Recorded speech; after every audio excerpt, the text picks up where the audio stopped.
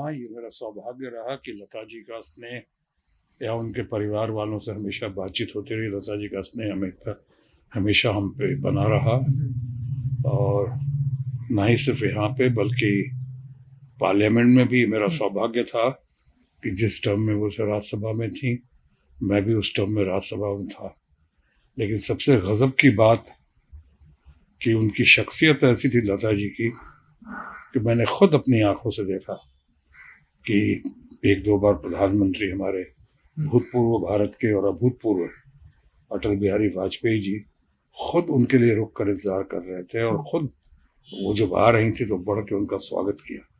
ना सिर्फ हमारे भूतपूर्व प्रधानमंत्री अटल बिहारी वाजपेयी जी को, लेकिन लता जी का करिश्मा, लता जी का जादू, लता जी के संगीत का जादू या उनके संपूर्ण व्यक्तित्व का असर ऐसा रहा कि तमाम बड़े लोग, चाहे ठाकरे परिवार हो हमारा महाराष्ट्र का, चाहे जय महाराष्ट्र के बाकी नेतागण हों, कार्यकर्तागण हों अलग अलग पार्टियों के, या हमारे भारत के प्रधानमंत्री अभी ये नरेंद्र मोदी जी माननीय प्रधानमंत्री, वो उन्होंने खुद उनको जन्मदिन की कई बार बधाइयाँ दी। पिछली बार तो हम लोगों ने सब सुना देखा टेलीविजन पे, और आज वो आ रहे हैं उनके लिए, उनके फ्यूनरल पे। हम भी वहाँ जब बातचीत करते थे लता जी के और लता जी के परिवार से, उनका हालचाल जान रहे थे, जो ब्रिज कैंडी में थी, तो हम लोगों ने कहा था कि जैसे ही ठीक हो आएंगी अभी घर पे जाएंगे। वो बहुत मानती थी, मुझे भी, मेरी बेटी सोनाक्षी सिन्हा को, मेरी पत्नी पूनम से भी उनके अक्सर बात होती थी, या उनके लोगों से। लव कुश जब पैदा हुए थे तब भी उन्होंने बहुत खुशी जताई थी, बहुत बधाइयाँ दी थी, घर पे हमेशा निमंत्रण आता था उनका, आमंत्रित करती थी। ऐसी लता जी जो सही मानों में भारत रत्न, या सही मानों में मैं कहूँ एक नाइट एंगल, एक गीत संगीत गायकी की जो मलकाए तरन्नुम कहूँ, या ये कहूँ कि वो उनका कोई जोड़ नहीं, कोई बेजोड़ लता मंगेशकर जी का चला जाना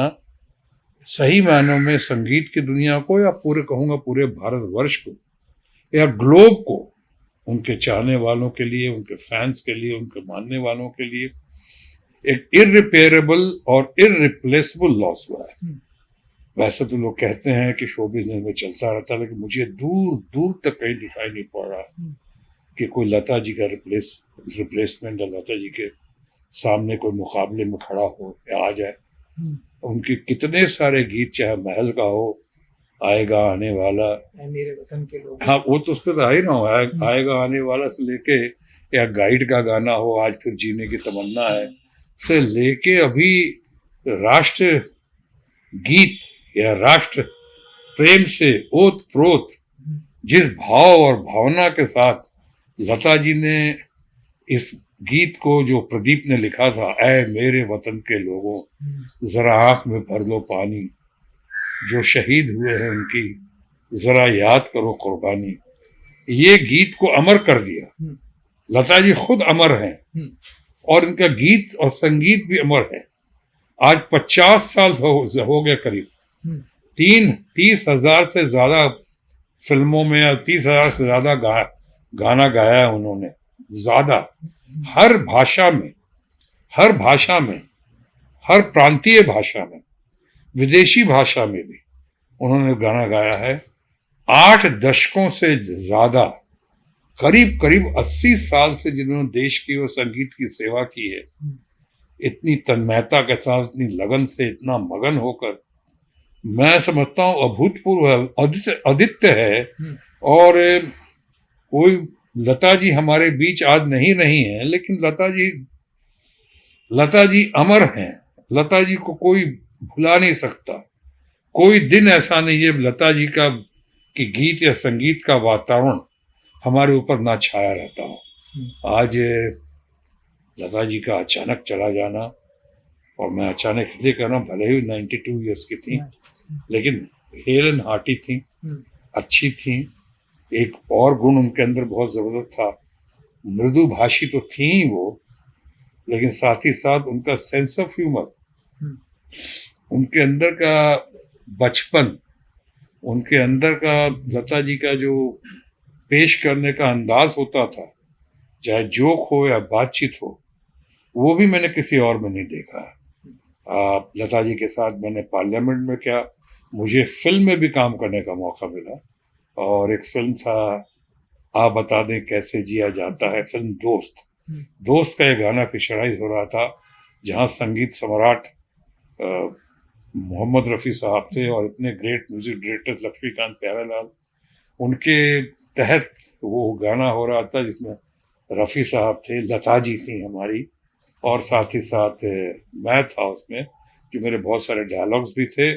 और साथ ही साथ मेरा गाना भी था उसमें। वो मैं जो वातावरण में आज भी याद करता हूँ, ऐसा लगता अद्भुत वातावरण, लता जी का वहाँ होना एक अजब किस्म का, वहाँ पे समा बंधा हुआ, ऐसा सन्नाटा भी था, वो रिस्पेक्ट था वातावरण में, वो था कि लता जी हैं। रफ़ी साहब का तो खैर बहुत मान सम्मान रहा ही, वो लता जी जो Guinness book of world record में आने के बाद वो जब गाना गाने उठी हैं, तो मुझे यकीन नहीं आ रहा था लता जी इतना, वो चाय पी रही थी, उसमें बिस्कुट डाल के खा रही थी, जो कहा बचपन की झलक उसमें, वो चाय में बिस्कुट डाल के खा रही थी। और मैंने तो उनको देखा एक ही टेक में खड़ी हुई,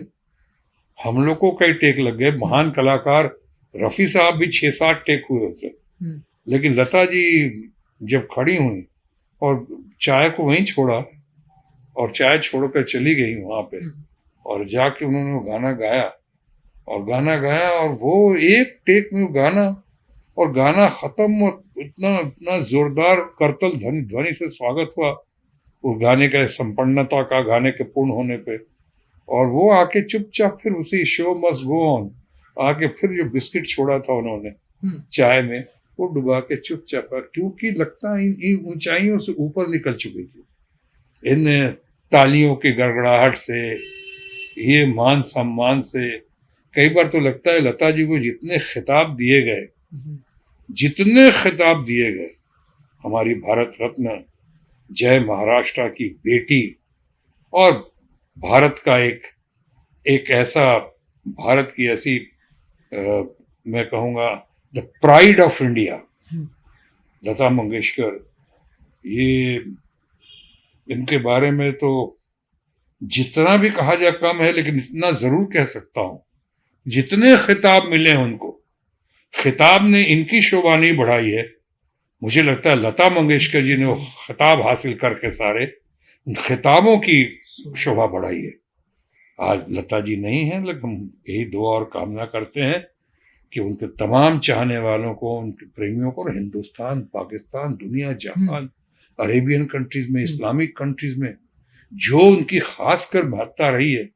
मुझे याद है कि एक बार मैं ज़ियाउल हक साहब, जो लेट और ज़ियाउल हक साहब जो पाकिस्तान के प्रेसिडेंट थे,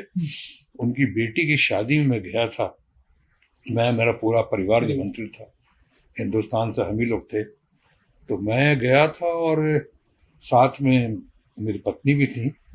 और उनकी बेटी की शादी के संगीत के समारोह में मैं समझता हूँ जितना गाना चल रहा था सब लता जी का ही चल रहा था। वहां पे मेहंदी हसन साहब आए थे इंडिया में, और उनके एक प्रोग्राम में मैं चीफ गेस्ट था,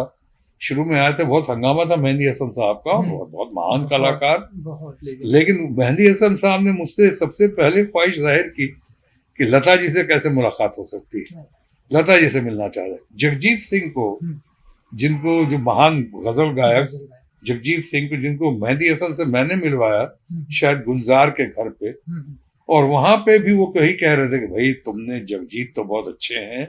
लेकिन लता जी से कब मुलाकात होगी और कैसे मुलाकात होगी। यानी ऐसे पाकिस्तान जब मैं जाता, मैं कई बार गया, तो पाकिस्तान में जब दुकानों में मैं शॉपिंग करने या म्यूजिक स्टोर्स में जाता था,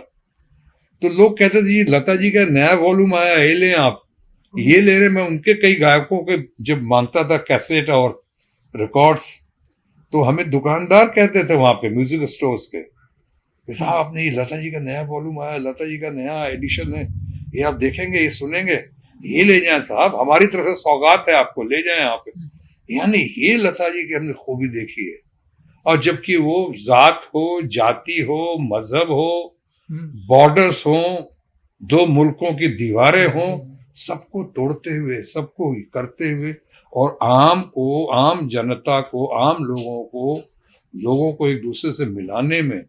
करीब करने में, नजदीक करने में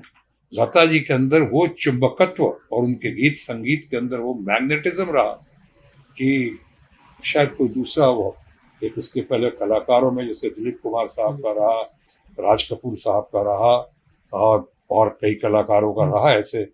जो जैसे हमारे अपने अमिताभ बच्चन हैं, जो मुल्कों के क्रॉस में, या और भी कुछ लोग हैं होंगे, शायद कुछ हद तक मेरा वो भी कहीं कहीं नाम होगा शायद, लेकिन लता जी तो उन पे तो कोई कंट्रोवर्सी है ही नहीं, दूर है, कोई कंट्रोवर्सी नहीं, एकदम उनके बारे में कोई दो राय ही नहीं है। ये हिंदुस्तान, पाकिस्तान या दुनिया जहान हो, जो उनका जादू रहा लता जी का, वो सर चढ़ के बोलता रहा, long live Lata Mangeshkar, long live, अमर रहें लता जी।